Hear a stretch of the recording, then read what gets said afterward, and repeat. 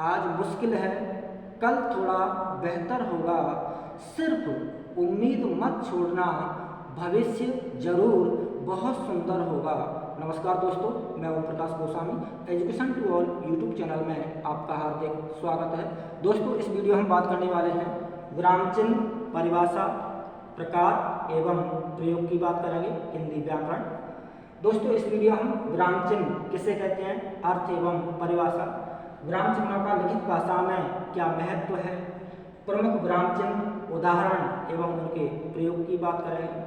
दोस्तों, विराम चिन्ह का ठीक प्रकार से, उचित प्रकार से प्रयोग करना हमें आना चाहिए। यदि विराम चिन्ह का ठीक से प्रयोग नहीं किया, गलत प्रयोग कर दिया, तो अर्थ का अनर्थ हो सकता है, मीनिंग बदल सकता है। इसलिए हमें विराम चिन्हों का उचित प्रकार से, भली प्रकार से प्रयोग करना आना चाहिए। तो चलते हैं टॉपिक की तरफ। सबसे पहले बात करते हैं अर्थ एवं परिभाषा की। तो विराम का अर्थ होता है रुकना या ठहरना। डॉक्टर भोलानाथ तिवारी जी के शब्दों में यदि विराम चिन्ह की परिभाषा की बात करें, तो जो चिन्ह बोलते या पढ़ते समय रुकने का संकेत देते हैं, उन्हें विराम चिन्ह कहा जाता है। अब बात करते हैं दोस्तों, विराम चिन्हों का भाषा में क्या महत्व है। विराम चिन्हों के सही प्रयोग से भाषा स्पष्ट, सार्थक एवं भावपूर्ण बनती है। एक वाक्य के एग्जाम्पल से हम विराम चिन्ह के महत्व को समझने की कोशिश करेंगे। वाक्य है रोको मत जाने दो, रोको मत जाने दो, पूर्ण विराम। अब यदि इस वाक्य में रोको के बाद कॉमा लगा दिया जाए, कॉमा यानी अल्प विराम, रोको के बाद अल्प विराम लगा दिया, तो रोको मत जाने दो, मीनिंग क्या हुआ, उसे रोकिए, उसे जाने मत दीजिए, ये मीनिंग निकला। अब यदि इसी अल्प विराम को रोको मत के बाद लगाएं, रोको मत अल्प विराम जाने दो, तो मीनिंग क्या निकल रहा है, उसको रोकिए मत, उसको जाने दीजिए, मीनिंग बिल्कुल बदल गया, अर्थ बिल्कुल बदल गया। तो यह है विराम चिन्ह का कमाल भाषा में। अब बात करते हैं दोस्तों प्रमुख विराम चिन्ह, यानी हम इस वीडियो में किस किस विराम चिन्ह की बात करेंगे। पूर्ण विराम, अल्प विराम, विस्मय सूचक, योजक चिन्ह, विवरण चिन्ह, संक्षेप सूचक, कोष्टक चिन्ह, लोप सूचक, अर्धविराम, प्रश्नवाचक, उद्धरण चिन्ह, निर्देशक चिन्ह, हंस पद, तुलना या समता सूचक, इतश्री और यथोपरि। लगभग 16-17 विराम चिन्ह की हम इस वीडियो में बात करेंगे। सबसे पहले बात करते हैं पूर्ण विराम की। पूर्ण विराम का अर्थ होता है पूरी तरह रुकना।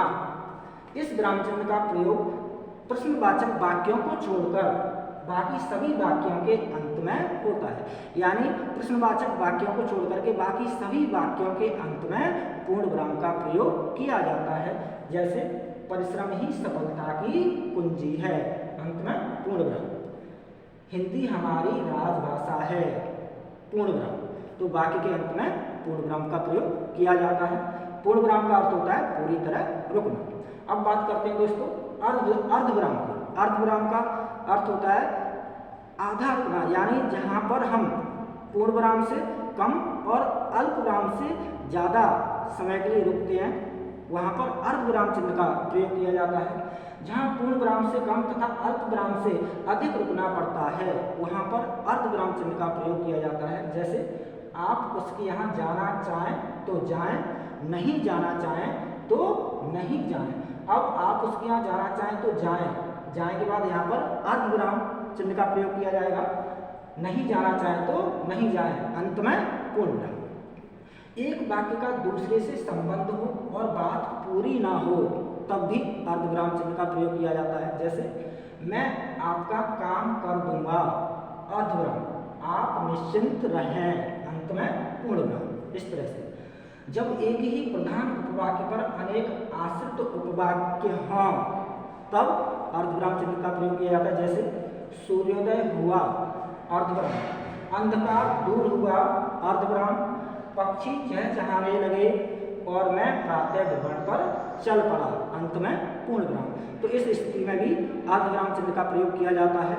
अब बात करते हैं दोस्तों अल्प विराम की। अल्प का अर्थ होता है थोड़ा, कम, यानी जहाँ पर कम समय के लिए रुका जाता है, थोड़े समय के लिए रुका जाता है, वहाँ पर अल्प विराम चिन्ह का प्रयोग किया जाता है। जहाँ बोलते या पढ़ते समय बहुत कम समय के लिए रुकना पड़ता है, वहाँ पर अल्प विराम चिन्ह का प्रयोग किया जाता है। जैसे आत्मा अजर, अजर के बाद कौमा, अमर और अविनाशी है, अंत में अविनाशी है के बाद पूर्ण विराम। दिनेश, दिनेश अल्प विराम, रमेश और सुरेश खेल रहे हैं, वह निर्धन है, अल्प विराम, किंतु बेईमान नहीं, वह निर्धन है के बाद अल्प विराम, किंतु बेईमान नहीं, पूर्ण विराम। हाँ, हाँ के बाद अल्प विराम, महेश्वरी उत्तीर्ण हो गया, उत्तीर्ण यानी पास हो गया, तो अंत में पूर्ण विराम और हाँ के बाद अल्प विराम। तो इस स्थिति में अल्प विराम चिन्ह का प्रयोग किया जाता है। अब बात करते हैं दोस्तों प्रश्नवाचक चिन्ह। प्रश्नवाचक चिन्ह का प्रयोग उन वाक्यों के अंत में आता है जिनमें कोई क्वेश्चन किया गया हो, प्रश्न पूछा गया हो या जिनसे प्रश्न पूछने का भाव निकल रहा हो, ऐसे वाक्यों के अंत में प्रश्नवाचक चिन्ह का प्रयोग किया जाता है। इस चिन्ह का प्रयोग प्रश्नवाचक वाक्य के अंत में होता है, यानी जिन वाक्य में WH वर्ड्स का प्रयोग हुआ हो, व्हाट, वेयर, व्हेन, व्हाई, क्या, कौन, क्यों, कैसे, किस लिए, ऐसे शब्दों का प्रयोग जिन वाक्यों में होता है वो प्रश्नवाचक वाक्य होते हैं और उनके अंत में प्रश्नवाचक चिन्ह का प्रयोग किया जाता है। जैसे पढ़ाई करने की सही समय सारणी कैसी होनी चाहिए, अंत में क्वेश्चन मार्क। आप शायद दिल्ली जा रहे हैं, क्वेश्चन किया गया है, तो अंत में क्वेश्चन मार्क। तो इस स्थिति में प्रश्नवाचक चिन्ह का प्रयोग किया जाता है। अब बात करते हैं दोस्तों विस्मय सूचक। विस्मय सूचक ये आप देख सकते हैं, इसको इंग्लिश में एक्सक्लेमेशन मार्क कहा जाता है।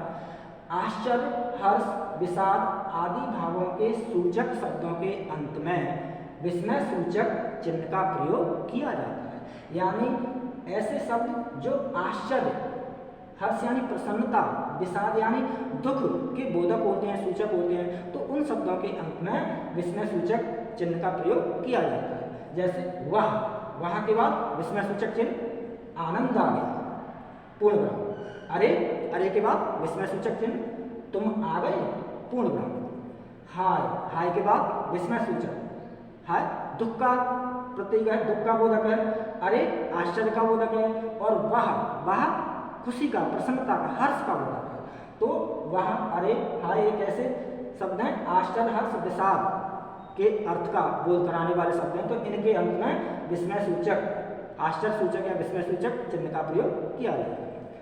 कभी कभी वाक्य के अंत में भी विस्मय सूचक का प्रयोग किया जाता है, जैसे कितना सुंदर फूल है, और है के बाद विस्मय सूचक चिन्ह।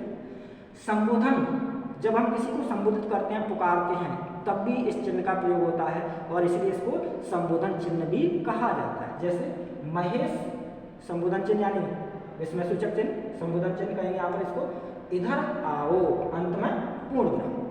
अब बात करते हैं दोस्तों उद्धरण चिन्ह। उद्धरण चिन्ह ये दो तरह का होता है, एकल उद्धरण चिन्ह और दोहरा या द्वित्व उद्धरण चिन्ह। जब किसी के कथन को ज्यों का त्यों उद्धृत किया जाता है यानी लिखा जाता है, तब द्वित्व यानी दोहरे उद्धरण चिन्ह का प्रयोग किया जाता है। डबल इन्वर्टेड कॉमा में स्टेटमेंट को बंद किया जाता है। जैसे महावीर स्वामी ने कहा था कि, कॉमा यानी अल्पविराम, अब ये डबल इन्वर्टेड कॉमा, अहिंसा परमो धर्मा, परमो धर्मा के बाद पूर्ण विराम और डबल इन्वर्टेड कॉमा में बंद करेंगे, तो इसे दोहरा या द्वित्व उद्धरण चिन्ह कहा जाता है। एकल उद्धरण चिन्ह का प्रयोग किसी रचनाकार का उपनाम, रचना का नाम, पत्र पत्रिका का नाम, लेख या कविता का शीर्षक को एकल उद्धरण चिन्ह में, एकल या इकहरा उद्धरण चिन्ह में लिखा जाता है। जैसे प्रिय प्रवास, अब प्रिय प्रवास एकल उद्धरण चिन्ह में सिंगल इन्वर्टेड कॉमा बंद है, कि रचनाकार अयोध्या सिंह उपाध्याय हरिऔध हैं। हरिऔध कवि का उपनाम है, निकनेम है, तो हरिऔध सिंगल इन्वर्टेड कॉमा में बंद है। तो इस तरह से एकल उद्धरण चिन्ह का प्रयोग किया जाता है। दोहरा उद्धरण चिन्ह का एक और एग्जाम्पल देख सकते हैं। नेताजी सुभाष चंद्र बोस ने कहा था कि, कॉमा यानी अल्पविराम, तुम मुझे खून दो, मैं तुम्हें आज़ादी दूंगा, डबल इन्वर्टेड कॉमा में बंद। तो इस तरह से उद्धरण चिन्ह का प्रयोग किया जाता है। अब बात करते हैं दोस्तों योजक चिन्ह। योजक का अर्थ होता है जोड़ने वाला, इसे समास चिन्ह भी कहा जाता है। दो शब्दों को जोड़ने के लिए इस चिन्ह का प्रयोग किया जाता है। जैसे सुख दुख, सुख दुख के बीच में कौन सा चिन्ह है? योजक चिन्ह। माता पिता, माता पिता के बीच में योजक चिन्ह। भव सागर, भव यानी संसार रूपी सागर, भव और सागर के बीच में योजक चिन्ह। इसके अलावा पुनरुक्त शब्दों के बीच जब रिपीट होता है कोई वर्ड तो उन शब्दों के बीच में भी, ऐसे शब्दों के बीच में भी योजक चिन्ह का प्रयोग किया जाता है। जैसे पात पात, तो पात पात के बीच में योजक चिन्ह। धीरे धीरे, धीरे धीरे के बीच में योजक चिन्ह। तो जब शब्द रिपीट होता है तब भी इसका प्रयोग होता है। अक्षरों में लिखी जाने वाली संख्याओं और उनके अंशों के बीच भी इस चिन्ह का प्रयोग किया जाता है, योजक चिन्ह का। जैसे एक तिहाई, अब एक और तिहाई के बीच में योजक चिन्ह। एक चौथाई, एक और चौथाई के बीच में योजक चिन्ह। तो इस स्थिति में योजक चिन्ह का प्रयोग किया जाता है। अब बात करते हैं दोस्तों निर्देशक चिन्ह, जिसको निर्देशक चिन्ह को इंग्लिश में डैश कहते हैं। ये चिन्ह आप देख सकते हैं। नाटकों के संवादों में निर्देशक चिन्ह का प्रयोग किया जाता है। जैसे अकबर, अकबर के बाद डैश, डैश यानी निर्देशक। कौन जगत में एक है? बीरबल, डैश, बीरबल के बाद डैश यानी निर्देशक चिन्ह। ईश्वर जगत में एक है। उदाहरण या निम्नलिखित या जैसे का संकेत करने के लिए भी इस चिन्ह का डैश का प्रयोग होता है, निर्देशक चिन्ह का प्रयोग होता है। जैसे काल 3 प्रकार के होते हैं के बाद डैश यानी निर्देशक चिन्ह, भूतकाल, भविष्यकाल और वर्तमान काल। तो इस कंडीशन में डैश यानी निर्देशक चिन्ह का प्रयोग किया जाता है। अब बात करते हैं दोस्तों विवरण चिन्ह। ये इस तरह का होता है, यानी विसर्ग और विसर्ग के साथ डैश, यानी जब डैश को, डैश यानी निर्देशक को विसर्ग के साथ लिखेंगे तो वह क्या कहलाएगा? विवरण चिन्ह कहलाएगा। किसी कही गई बात को स्पष्ट करने या उसका विवरण प्रस्तुत करने के लिए विवरण चिन्ह का प्रयोग किया जाता है। जैसे पुरुषार्थ 4 हैं, पुरुषार्थ 4 हैं, उसके बाद विवरण चिन्ह धर्म, अर्थ, काम और मोक्ष। पुरुषार्थ 4 हैं, धर्म, अर्थ, काम और मोक्ष।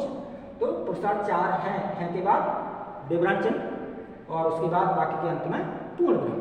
तो इस कंडीशन में विवरण चिन्ह का प्रयोग किया जाता है। अब बात करते हैं दोस्तों हंस पद।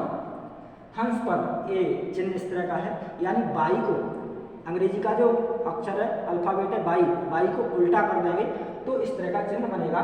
और हंस का पैर, पद यानी पैर, हंस पद यानी पैर, हंस का पैर उल्टे बाई जैसा होता है, इसलिए इस विराम चिन्ह को हंस पद कहा जाता है। त्रुटि सूचक भी कहते हैं इसको, इसे विस्मरण चिन्ह भी कहते हैं। विस्मरण चिन्ह यानी भूल को याद दिलाने वाला या भूल सुधारक। जब लिखते समय कुछ रह जाता है, लिखते समय कुछ छूट गया, कुछ रह गया, तब इस चिन्ह का प्रयोग कर उसके ऊपर उस शब्द या वाक्यांश को लिख दिया जाता है, इस चिन्ह का प्रयोग करते हुए। जैसे अनुपम सूरज निकलने से, अनुपम सूरज से पहले जागता है। अब निकलने शब्द छूट गया तो हमने यहाँ पर क्या किया? हंस पद चिन्ह लगाया, हंस पद चिन्ह उल्टा बाई की तरह हंस पद चिन्ह लगाया और ऊपर लिख दिया निकलने। और इसको हम इस तरह से पढ़ेंगे, अनुपम सूरज निकलने से पहले जागता है। अनुराग नियमित रूप से दौड़ करता है। यहाँ पर दौड़ शब्द रह गया था तो हमने हंस पद चिन्ह का प्रयोग करते हुए क्या किया? अनुराग नियमित रूप से हंस पद चिन्ह लगाया, ऊपर लिख दिया दौड़ करता है। तो जब हम कुछ लिखते समय भूल जाते हैं तो इस चिन्ह का प्रयोग करके इस चिन्ह के ऊपर उस शब्द को या वाक्यांश को लिख दिया जाता है। अब बात करते हैं दोस्तों संक्षेप सूचक। संक्षेप सूचक विराम चिन्ह का प्रयोग कब किया जाता है? इसे लाघव चिन्ह भी कहते हैं, लाघव चिन्ह भी कहते हैं। किसी बड़े शब्द को संक्षिप्त रूप में लिखने के लिए इस चिन्ह का प्रयोग किया जाता है। जैसे संयुक्त राष्ट्र संघ। अब संयुक्त राष्ट्र संघ को शॉर्ट में, संक्षेप में कैसे लिखेंगे? संघ, लाघव सूचक चिन्ह, संक्षिप्त संघ और फिर संक्षेप सूचक चिन्ह लगाएंगे, संक्षेप सूचक चिन्ह, संघ, संक्षेप सूचक चिन्ह। और इसको इस तरह से पढ़ेंगे संयुक्त राष्ट्र संघ। पंडित को संक्षेप में संक्षिप्त सूचक चिन्ह का प्रयोग करते हुए इस तरह से लिखेंगे। उत्तर प्रदेश संक्षेप सूचक चिन्ह का प्रयोग करते हुए संक्षेप सूचक चिन्ह, प्र संक्षेप सूचक चिन्ह। ईसा पूर्व, ई संक्षेप सूचक चिन्ह, पू संक्षेप सूचक चिन्ह। MLA member of legislative assembly को एमएलए संक्षेप सूचक चिन्ह का प्रयोग करते हुए इस तरह से लिखेंगे। MP मेंबर ऑफ पार्लियामेंट को MP संक्षेप सूचक चिन्ह का प्रयोग करती हूँ इस तरह से। BSc bachelor of science, MSc master of science.